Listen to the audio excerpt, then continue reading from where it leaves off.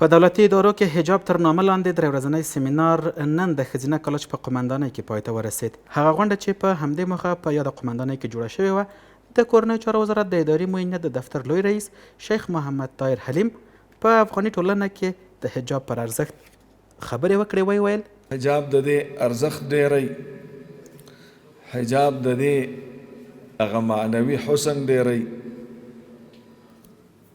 خدا نخواسته که چېرته بې حجابي راشي یوازې د یوې تورسرې دپاره چیلنج نه دی، بلکې د هغې عفت او ابرو، د هغې ناموس، د هغې د فامیل او د خاندان ناموس، د هغې درنښت او ارزښت ټولو دپاره یو چیلنج شي.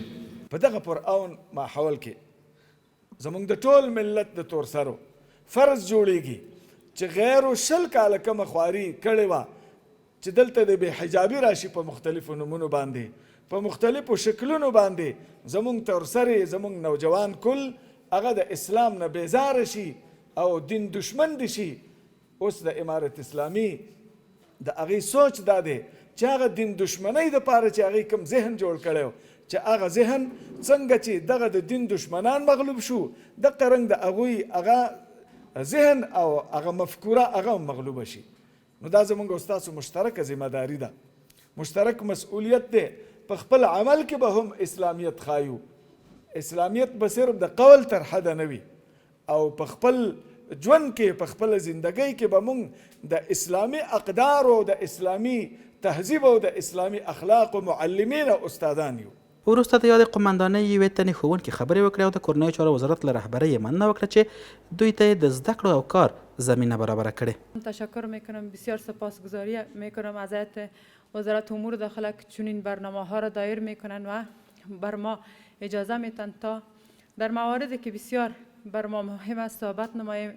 ای که اجازه به سمینارها داده شده، اگر از این به بعد کورس های ما ان قریب به خیر شروع شود، کورس های ما تنها تحت عنوان حجاب نباشد. درست است حجاب در پهلوی تمام مضامین ما باشه، اما مضامین تکنیکی ما شروع شود، چون یک اجتماع، یک ملت، یک حکومت حجاب میکنه که در پلیس، در پهلوی پلیس ذکور، پلیس وناسیه هم موجودیتش ضروری است. قسمی که ما احساس میکنیم در قسمت های مختلف، مثلا از تلاشی گرفته تا بالاخره تا تدریس، تا میدان هوایی، تا بسیار موضوعات گسترده است که ما مضامین قبلا داشتیم. نصاب ما مکمل است، دوباره تجدید نظر شده. اگر مضامین تکنیکی ما شروع شود، کورس های ما فعال گرده، از قطعات مختلف محصلین بیاین اینجا جمع شوند، ما همون موضوعات قبل خود تدریس کنیم. البته تحت نظارت وزارت امور داخله خواهد بود.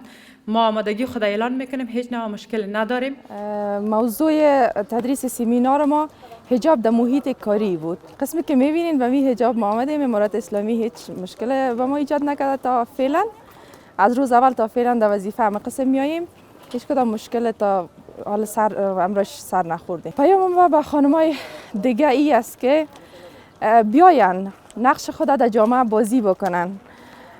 به نظر من پوشیدن یک چپن و یا چادر، یک کمک پیش سر کردن کار مشکل نیست و به حدی که از وظایف خود کناره گیری کنن. په دغه ورځني سیمینار کې د کورنیو چارو وزارت نږدې 10 تنو ښځینه منصبینو ګډون کړی و چې د یاد مرکز قومندان قاري شهید الله له لوري د دوی د فراغت سندونه ورکړل شول.